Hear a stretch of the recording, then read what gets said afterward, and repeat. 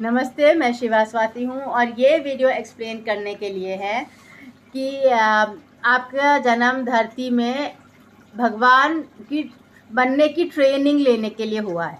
आप जन्म लेते हैं ताकि आप बहुत सदियों बाद भगवान बन सकें। तो शुरू से आपकी लाइफ में, एटलीस्ट ह्यूमन लाइफ में, आपको कुछ कर्म करने पड़ते हैं जहाँ आपको सोचना पड़ता है। और जब आप सोचते हैं फिर आपको देखना पड़ता है कि वो सोच सच हो रही है, और वो सोच जैसे जैसे सच होती है तो आप भगवान बनते हैं। तो आपका जो वाइब्रेशन है, आपकी जो फीलिंग है, जैसे अगर आप नॉर्मली सैड फील कर रहे हैं तो आप देखेंगे कि आप कंटिन्यूसली ज़्यादा सैड फील करते जा रहे हैं और आपकी प्रॉब्लम बढ़ती जा रही है और हर एरिया ऑफ लाइफ सैड हो रहा है। मतलब कि आपका न्यूक्लियस सैडनेस पे फिक्स्ड है। तो जब आप वो न्यूक्लियस रिवर्स करते हैं और पॉजिटिविटी पे न्यूक्लियस फिक्स हो जाता है तो हर एरिया ऑफ लाइफ में पॉजिटिविटी आने लगती है। और इसमें इस प्रोसेस में आप सैडनेस को इग्नोर करना सीखते हैं और पॉजिटिविटी पे फोकस करना सीखते हैं।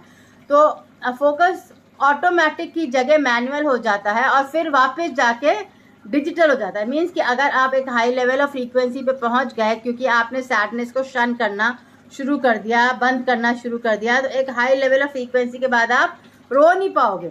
चाहे कितना ही दुख आए, आपको आंसू नहीं आएंगे या आपको कुछ महसूस नहीं होगा। आप जीरो लेवल ऑफ फ्रीक्वेंसी पे रह जाओगे क्योंकि आपने नेगेटिव का अपने माइंड को ट्रेन कर लिया है कि नेगेटिव में नहीं जाना है। तो आप बीमार भी पड़ोगे, आपके सिकनेस आएगी या कोई डेथ भी होगी फैमिली में या नॉन पीपल में, तो रोना नहीं आएगा बिकॉज आपने अपने माइंड को ट्रेन कर लिया कि उस फ्रीक्वेंसी में जाना ही नहीं है। तो फिर आप नहीं कर पाते हो, फॉल नहीं कर पाते हो। अगर फॉल कर गए तो फिर वो राइज फिर आना बहुत मुश्किल होता है, तो फॉल होता नहीं है। और फिर इसीलिए तो वो ट्रेनिंग होती है माइंड की, ये फ्रीक्वेंसी शिफ्ट करना ट्रेनिंग होती है। जब आपका डायमेंशन ऑफ अवेयरनेस चेंज होता है फ्रॉम 3 to 4 to 5, तो रोना कम हो जाता है और आप नॉर्मली हंस पाते हो, खुश हो पाते हो, क्योंकि पॉजिटिव हार्मोन्स क्रिएट करना नेचुरल हो जाता है। जैसे जैसे आपके ग्रेडेशंस बढ़ते जाते हैं सोल अवेयरनेस के, तो जैसे जैसे आप 10th 12th कॉलेज PhD में जाते हो तो फिर आप भगवान की तरह सोचने लग जाते हो। आप ज़्यादा कंपैशनेट हो जाते हो, हेल्पफुल हो जाते हो, ज़्यादा लविंग हो जाते हो और सिर्फ पॉजिटिविटी की तरफ देखते हो। तो जब आप नेगेटिव होते हो तो भगवान आपको नहीं देखते हैं, बिकॉज भगवान की फ्रीक्वेंसी पॉजिटिव है। अनलेस कि आप एक्चुअली कुछ नेगेटिव बोलो थैंक यू के साथ, तो भगवान फिर वो थैंक यू के जरिए वो नेगेटिव सुन के आपकी प्रॉब्लम सॉल्व करने में मदद करते हैं, स्पिरिट गाइड्स करते हैं। मगर अगर आप कोई प्रॉब्लम को सॉल्व करना चाहते हो तो पहले आपको पॉजिटिव होना सीखना पड़ेगा और फिर वो प्रॉब्लम सॉल्व होगी। पास्ट लाइफ थेरेपी में हम बहुत रीजंस देखते हैं कि इंसान क्यों पॉजिटिव हो ही नहीं पाता है जबकि बहुत ट्राई करता है।